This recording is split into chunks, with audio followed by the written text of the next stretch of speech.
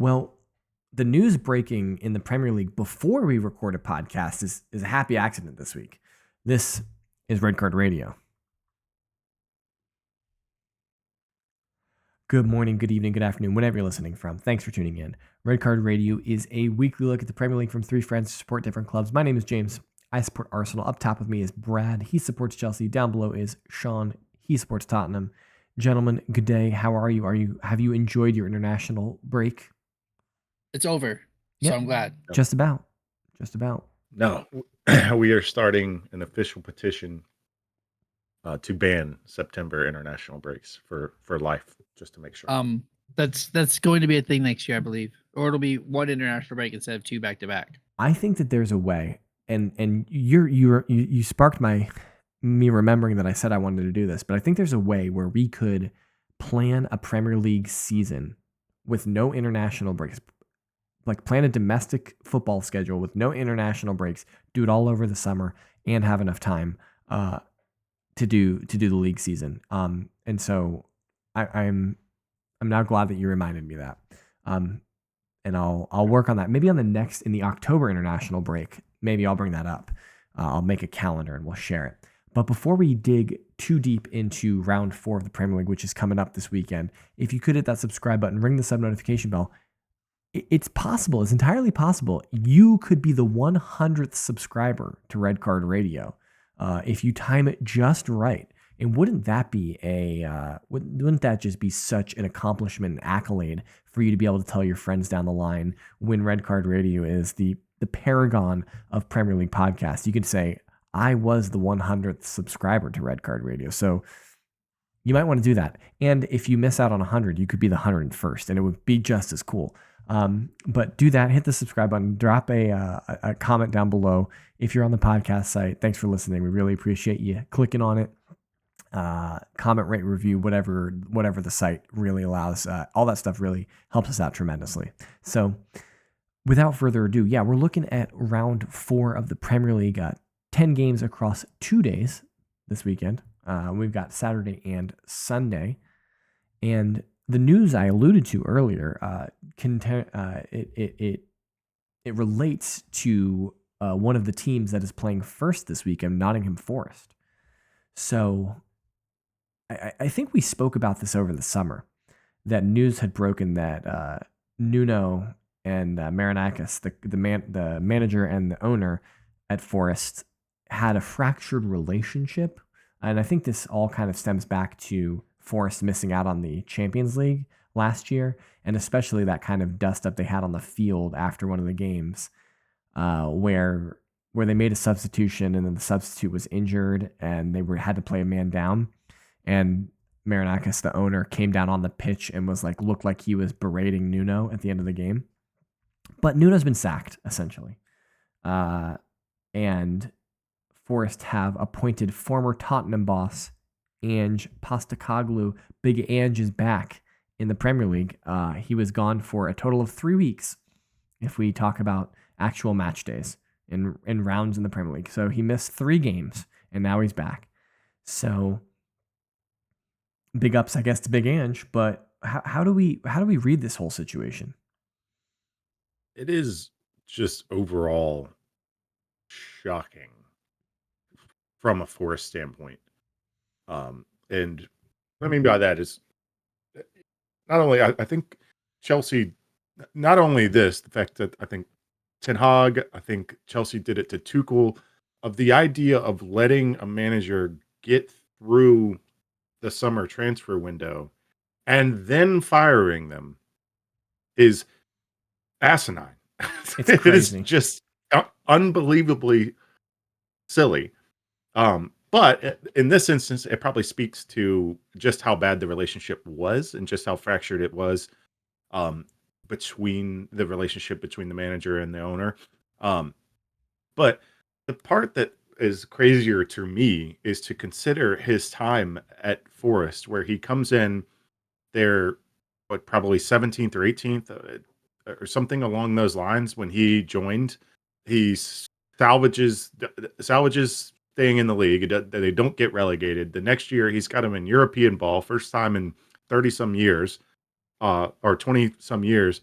that they've been in Europe, and to do all that and still kind of like Ange, not have the respect of the owner with the help of. I understand in the moment the owner is really upset at the end of last year. The kind of self debriefing of the owner should have calmed things down over the summer to a point that we could, okay, hindsight being 2020, Nuno's actually probably one of the best managers we've had in 2 decades. Can't fire him. But that did not happen, which is wild. Sure. I agree with everything that you're saying, and firing Nuno after getting Europa League is kind of like firing Ange after getting Champions League. But Well, hold on, it wasn't just Champions League for Ange. It was a European trophy and Champions League. So correct. 100% correct. But I think we're not factoring in the addition of Adu, homie from Arsenal, as like the go between everything, and that relationship with Nuno. He's gonna want his own guy in there. yeah. And so if there's any chance that he can, he's going to. Well, I feel like if Edu coming in, but Edu's also kind of like the president of the sporting group, so he's going to be involved at Forest and at the Greek club, and so he's doing more than just Nottingham Forest. But you would think that if Edu coming in was really like the catalyst for this change, then I think it would have happened over the summer, because Edu started at some point over the summer. Well, but you couldn't just fire the guy from getting Europa League. You kind of needed Why? these stories to leak out. You kind of needed, because what do you mean why? They sacked Ange after winning, like Tottenham. Like if we look at, like, to Sean's point, Tottenham did this the right way. Like Tottenham sacked their manager at the end of the season when they're like, we don't think that you're the right person. So if Forrest didn't think that Nuno was the right person in May or June, why let him get 3 weeks into the season, get all the way through the transfer window to sack him, to bring in Sure. Ange? You know what I mean? Ange was available. Like he had just been sacked. And so, and why is the end of the international break as well? yeah, like why did you wait until Tuesday morning? What? Or Monday, whenever it was? Like this, like if you're looking for some, like, and I think it's unlikely that they were looking for some PR friendly reason to doing it, right? Like this is like, if we know anything about the owner, he doesn't care about PR. Like he'll make a ridiculous tweet about how it's a family club and they're worried about the players, and like they did at the end of the last season, like he was so upset about the player being injured and that's why he was down on the field. He was checking on the rope. Like it's ridiculous. Like no one believed that. So I don't know. I think crazy. On our bingo card, I don't think Nuno being fired. Yeah. Nuno being the first manager out was on our bingo card. It definitely should have been. We should have been more cognizant of the fact that he was on a hot seat just because of the relationship. But what was I can't remember the point I was going to make. It was a really good one. You'll have to check back later if I can remember it. But how do we feel about Ange coming back in? Is he going to succeed at Forest? Like it's going to take him time to get the players he needs, right? And to play the way that he like Ange plays a specific way of ball. Do they have the players to do that? That's the real question. They've got a similar setup already, right? With the back line. I'm not thinking of their left and right back off the top of my head, but between Murillo and is Milinkovic, is that the other center back? You got Ola We have two- Aina is one of the backs. Aina, oh yeah, Aina is a good one. Who's Yeah, a baller, Cobham graduate, and I forget who the left back is. You said he was a baller before I said Cobham, by the way. Yeah, so yeah. Then I heard who's Cobham, and he's not left back? no longer a. So Williams is their left back, I think. Is that Nico Williams? Yeah, it is. That's I right. think so. Yeah. So they played in their They played Murillo, Milinkovic, and Zinchenko. Yeah, Zenny coming in is an option for them as well. But yeah, so like having the old adage of it's not the X's and O's, it's the Jimmys and Joes. Like they've got some Joes that can run it. But I want you to think about, because this is a funny statement that Tam Zeed made in our Discord, and you can join our Discord and have these conversations with us there as well as in the description of the video or the podcast link to join us there. But he mentioned, he was like, it's crazy how Thomas Frank just moved the line back 5 yards and it and it functions better, right? And Tottenham still already have like really fast defenders. And so like, is Ange gonna set them up for failure by being just like that, just a little bit too far forward, and then they're gonna get exposed? Like that's the question, right? Like, yeah, because Nuno's very like a pragmatic manager. yes, Like this is like the complete opposite of what Ange is. yes. So like, yeah, this is going to be interesting to see how he sets up the team as they learn who he is and what he wants. Like, yeah, I don't know if you're going to be able to press that way. I think Ange might. One or two things are going to happen. Either Ange isn't going to change his style and this team is going to struggle, or Ange is going to adapt to his roster. I think that there's even Also- less time allotted to you at Forest than there should be. Like I feel like he can't.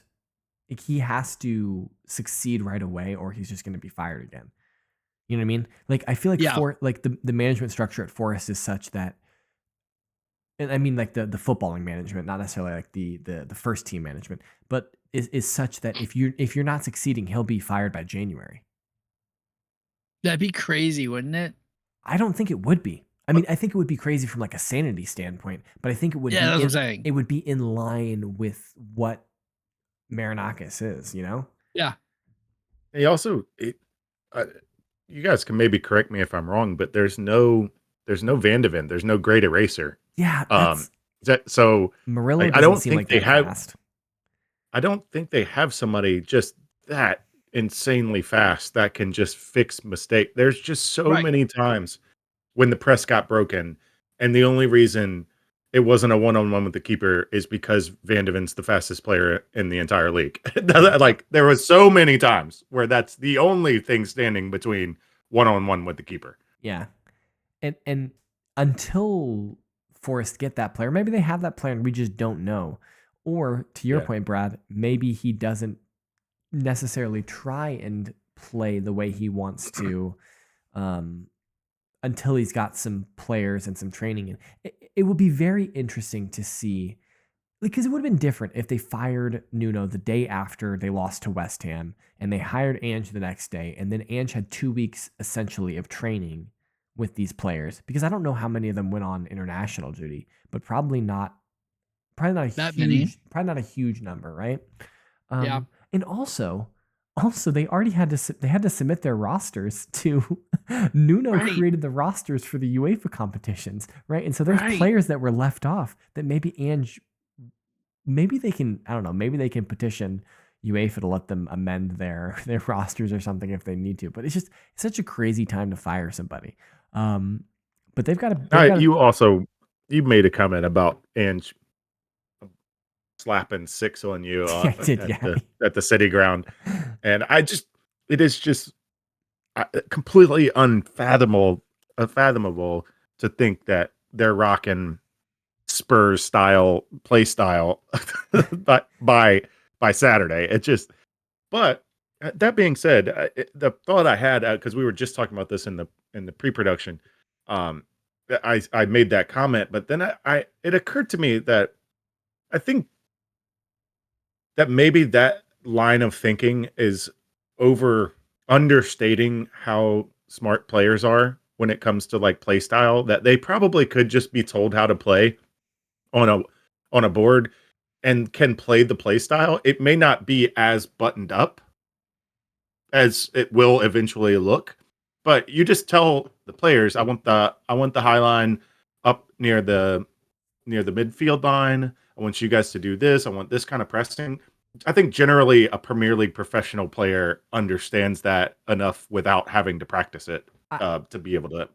Maybe not elite level execution, but they can at least do it. I don't disagree with you, but football is a sport such that, like, if you have one defender who is just a yard too far out of line, your entire defense is blown because you've just, and especially if you're playing your back 45 yards from goal, right? Like a single left back being a yard too Yeah. far back, and you're dead, right? And so I think that yes, they can conceptually understand, but they might also be uncomfortable, and like if you're uncomfortable trying to do something, like then you have to think about it more, and when you have to think about it more, you're not doing the other things. Like we've all played sports where like you're just in a zone and like you're not really thinking, you're just reacting and doing things, and like it feels natural what you're doing, and you're not having to like process a lot. But if you're being asked to do something that you haven't done a lot, you have to think about it a lot more, and it takes away your ability to just get into that flow state. And so yeah, we'll see. And they have to go to Arsenal this weekend as well. So it's an away trip down to the capital. So I think me saying that Ange is going to slap Arsenal for 6 is more just my pessimism, just manifesting than anything. But we'll see. So I think probably what was supposed to be the marquee matchup this weekend, though, is the Manchester Derby from the Etihad. City hosting United. That's the late kickoff on Sunday. I think on paper we would all say that United are going to lose by about 100. But is there a world where this City's a bit misfiring right now? They don't seem like they signed a lot of players. I'm not sure they're quite like up to gear yet. So is there a world where United gets at least a point here? Maybe a draw? Sure, but not this one. I don't know what. Huh? I just generally don't know what to make of United. After the first game, I saw a team with a plan against Arsenal. It's one worldy free kick away from getting a point at. I think that was at the Emirates, right? No, is it Old Trafford? Away at it was at Old Trafford. Yeah, but a worldy free kick away from uh or set piece rather. Sorry. Yeah, it was a corner. Away from getting a point Corner FC. Against Arsenal. So it made me have more confidence in them that okay, this is Ruben with a plan. So this is like the United looked organized and like they were trying to accomplish something in a certain manner, and it was evident on the screen. And then the next 2 games were played, and I just thought, well, that I don't actually know who United are because that is not the same team I saw on match week 1. I don't know what to make of them. They went to Fulham, got punched in the mouth, and then I think they won last weekend, didn't they? Yeah, they beat Burnley, but they beat Burnley 3-2, and I think it was like a 94th minute winner or something like that. Yeah, it was a dogfight. Yeah. It was a penalty in the 95th. Yeah. So I just don't know what to make of them. Are they? But what do we? Are they dogfighting with? Are they dogfighting with Turf Moor legends, or are they dogfighting with Arsenal? I just and maybe that says more about Arsenal than Burnley. Maybe, but like I think it's a fair point to bring up that I'm not sure City are with it yet, right? Like I think that they had a pretty large roster flip. Now they signed Donnarumma over at the very end of the transfer window this week. You think so? Well, he's on the grounds, and like, are you really telling me you're putting James Trafford out there again? Yeah, probably not, because Trafford's had a dismal start to his second stint at City. But at the same time, like, at least Trafford knows how to play the ball with his feet. Donnarumma is just a glorified shot stopper, and he's one of the best in the world that does it. But he is 100%. He is a goalkeeper from 25 years ago, right? Like you don't have He's Edwin van der Sar. He's Peter Cech. Like he is not Ederson, and I think that's gonna limit his playing time at City. I don't know. I don't know, because Pep's been more adaptive, and like if you have Donnarumma on, like you can't not play Donnarumma. You wouldn't have signed him if you don't intend on playing him. I think it's probably the way you have to look at it. But especially at like 40-50 mil. Yeah. They're paying him a lot of money. Homie will stop the shots though. That like, because City is getting a bit leakier on defense. you probably don't have to worry about Ederson's awesome goal kicks or random punts that lead to one-on-ones for Haaland. So like you gotta figure that out. Thank you don't goodness. you don't have a third center back who can also use his hands on the field anymore. So it's interesting. We'll see how they adapt, but he also adapted how they played when they brought in Haaland, right? Like it became much more of a not for like a central attacker type of an offense. Like the ball fed to Haaland. It wasn't just on the wings, and then whoever gets the ball in the net is it what it is. Yeah, I don't know. I think it's a bit of an oversight to say that Donnarumma can't play with his feet. I think at PSG he was asked to do a little bit of that. They're a modern. Yeah, but why did like they won the Champions? They won the Champions League, and then Luis Enrique said, "You're not playing for me anymore because you can't be that passing goalkeeper." Do I think he's doing Ederson style fake passes and cutting the ball back and Ronaldinho fashion? No, I don't think Donnarumma is that. But could he distribute the ball? Probably. I mean, he could probably do that. I'm sure that that Pep's doctor is going to be thanking Donnarumma for just booting the ball up the field, so he can take Pep off the heart pressure medicine that I'm sure Ederson caused him to be on. So. just boot the field. Just get rid of it. But I think this could be a closer game than you guys are giving it credit for. I think. I do. I know it's early September, but City are 13th. They have 3 points. In the league. Oh, okay. Yeah, we're not looking at the table now, but they have 3 points through 3 games, which is un-City-like. It's a third of what you could have done. Also, and also a third of what they usually do. Yeah. So, is this where Brad's going to talk about the undefeated teams in the Premier League or something? Oh no, that's not what I was going to say. But we did forget one piece to this. That maybe James, maybe you are right. Hit me. Because Onana got jettisoned to the Turkey League this week. Yes, we forgot about that. Onana is gone. They got this Sene Lamens guy in. Will probably be your starter. You want to run that name by me again? Sene Lamens. Sunny Lama. Sunny Lamas. Sunny Lamas. Sunny Lamas. Let's go. Sunny Lamas in the net. And that's the name of this podcast. Sunny Lamas in the net. All right. I'm not sure about that one, Brad. I don't know how many views we'll get, but it's an awesome name. You gotta get me some. You gotta get me a thumbnail, Chat GPT or a Gork thumbnail about Sunny Llamas. I forgot that. Yeah. So okay, we've had 2 major news stories break since we last recorded, and we get to report on them now. Yeah, Onana is. I don't remember who he signed for. Trabzonspor. Yeah, Trabzonspor. Okay, that's right. That sounds right. I think Ederson is in Turkey now too. I believe so as well, but I think we did Fenerbahce, if I'm not mistaken. I think so. Yeah, man. Turkey's just picking up world-class goalkeepers left, right, and center. I had to go read the name for myself. Okay. Can you I don't think I am going to pronounce this correctly. But Brad, in Belgian or French, SENNE is Sen. Yeah, Sunny. So Sen Lemons is what. Sen Lemons? Okay. All right, I had to go look at it. I'm like, all right, there's no way what he said is the correct pronunciation, and it also did not. I couldn't tell from your pronunciation the origin, the national origin of this player because of how you said it.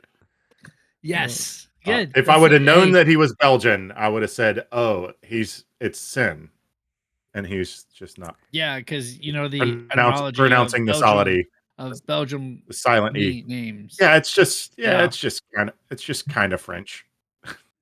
Ish. Yeah. French light, country French. We'd like to apologize to all the people from all Belgians just in general, just the whole country of Belgium. We apologize. One big apology. We don't know anything. You like your waffles though? True. Facts. Waffles are baller. That is facts. Okay. Rapid fire. How many goals do Spurs score against West Ham? All of them. Right? It's going to be not pretty. Thomas Frank should smash Graham Potter And What back to Diagon Alley. what is making you guys say this? okay, we're not even entertaining this because West Ham are trash. Trash. They were not good. They have been really bad. West Ham don't have no money. West Ham getting relegated. They also let their best goalkeeper and Lucas Fabianski go over the summer, and so that's clearly they took a downgrade at in goalkeeper specifically. All right, Everton 3-0. 3-0. Okay. Yeah. You got to write that down now because if you make a score, remember it's official. Oh, that's true. Yep. So Everton Villa, is Emi Martinez back in the net for Aston Villa, or is he just banished? That I think is going to be the most interesting thing. I mean, I feel like you have to play him because, like, who is everybody else in the net? Well, did you hear did you like? I forget who the new goalkeeper was, but they asked Unai Emery after the match. They said Emi Martinez wasn't in the match day squad, and he just said the new goalkeeper's name like 3 or 4 times, and like that's how he answered the question. It was interesting. I think that actually would be an incredibly interesting situation. I kind of feel like you have to reintegrate him. 100%. Because it didn't really seem like did he try and force his way out? Or like, I think United just came calling and he was like, oh yeah, I'll go to United kind of situation. I think he thought he was leaving. Like, I think he wasn't necessarily like, because the last game last year, he was like all in tears saying goodbye to the fans and everything because he thought he was out. And then nobody came for him. Yeah. No moves materialized. Right. So like, but he started the season in net. So like, I don't know. Sure. Yeah. I think you do have to integrate him, but it would be crazy. The way David Moyes has Everton playing, like, I don't think it's going to matter who's in that. I think this is still an Everton dub, especially at the new stadium. The new Goodison Park, which is not its name. New Goodison Park, which is not we're going to refer to it. Yeah. NGP, New Goodison Park. Hey, there you go. It's like Hill Dickinson Stadium is not the move. I'm glad you looked it up because I didn't. We haven't. I was on the website and I clicked on the matches we talk about, just make sure I have the teams right. Yep. And then it says it there. We haven't got a name for our stadium, but I don't care. We didn't even move. Hold on. We didn't even talk about the biggest news. Daniel Levy's gone. How did we miss this? How did we get 30 minutes into the podcast? I was getting ready to finish us. I was getting ready to close us out and be like, we're done. 30 minutes, we're out. And we didn't talk. Oh my goodness. And the problem was the Daniel Levy story broke like the day after we recorded last week. Yeah, right after. After. That was the frustration. Yeah, Daniel Levy he's gone. He's sacked. And it's not like he was planning to leave. He just got sacked. The dude got fired. I think that probably came down to Ineos. No, Ineos is it's something like that. ENIC.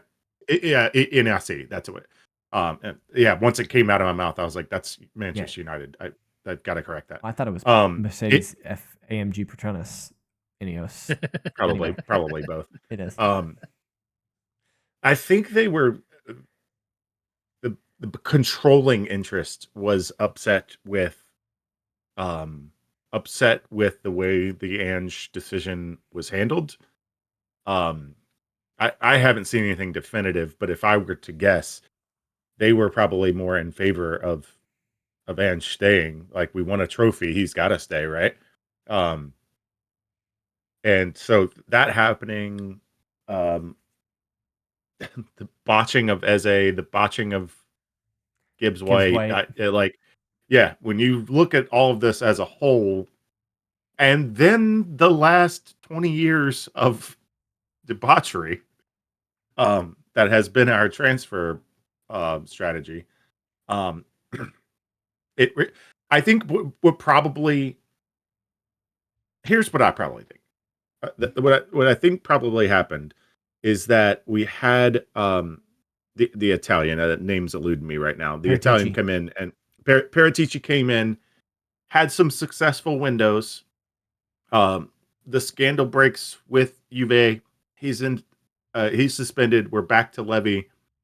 I think the controlling interest saw, oh, there is a stark difference between someone running the club legitimately and Daniel Levy.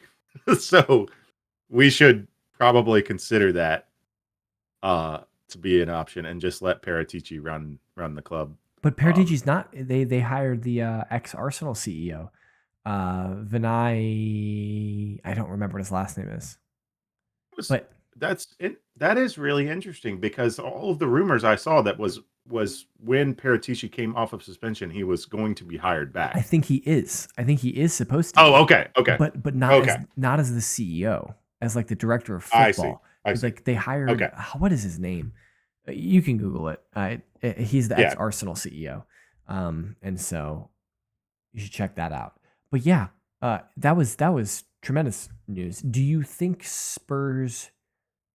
Lizard Man. Hold on. Lizard Man gone. In a year, Sean, do you think that you'll be like, maybe Levy wasn't that bad? Maybe Levy wasn't the problem? Or do you think that you'll be vindicated? Because you've wanted that man fired for like 3 or 4 years at this point. Yeah. And then the trouble with the question is that I think you would need to, yes, look at me being interviewed, and I have a problem with your question. The problem with the question is a year is a little tough to judge. Top down holistic changes. I agree. Because you've got to set. Like, if you changed it to 5 years, I think the answer would be wholeheartedly yes. That I would be happy that he's not here anymore. So it's going to be really hard to see those changes, especially over the first of the year. I think we'll see a difference. Also, again, just like Nottingham Forest, to tie a bow on the whole podcast, after the bleeping window, like do it 2 months ago. Like, what are we doing? Well, but anyways, somebody will have to set a reminder. They don't have a window. In 5 years, we'll have to ask you this question. Red Card Radio will be tremendous. Maybe we'll be getting our 200th subscriber. Ooh, that'd be dope. In 2030. But September 2030, we'll have to revisit this conversation. But yeah, I just think holistically, you've got the top down view of running the club. He also took an $80 million operation into a $2 billion operation in terms of evaluation. As far as it will be unparalleled off of the field, the non-sporting operation of the club. I don't think there's going to be. I don't think any club has anything like it.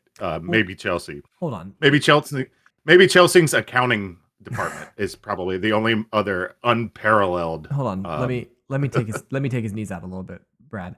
Wow. Like literally everyone has seen a market increase in revenue because the Premier League has just increased tremendously with TV revenue.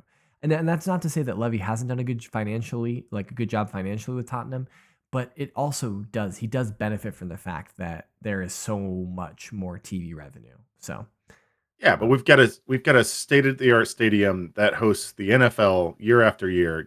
Secured the NFL contract. Sure. Got Taylor Swift the Eras Tour. Like we're doing big marketable. Yes, we're doing big marketable things in London when there is Wembley, and those events are still going to Tottenham Stadium. So you didn't get Coldplay. Coldplay played at Wembley last weekend. So I'm just saying. Dang. Just saying. That's it. That's all we're doing. It's probably because they're British, so they would prefer to play at Wembley. Yeah, they know what's objectively correct. All right, that's all we're doing. We're gonna get out of here. I'm shocked that we forgot to talk about that. 100%. Get in our Discord because we're doing picks for this weekend. I've already sent the template out. It's in the preview picks channel. But if you get in our Discord, we do picks every week, and you can let us know what you guys think on Saturday or Sunday, whenever your picks in. But we'll add you to the spreadsheet, and we'll keep track throughout the year and see who has the highest pick percentage. and the highest raw number of picks as well. But until that time, hit us up on social media. Up top, that's at KSBradG. Down below is at Whiteheart_Sean. I am at James Tiffany. Collectively, we can be reached at Redcard_Radio. Hope you enjoy the football this weekend. I know I am looking forward to it. And until next week, hope you guys enjoy it, and we will talk to you soon.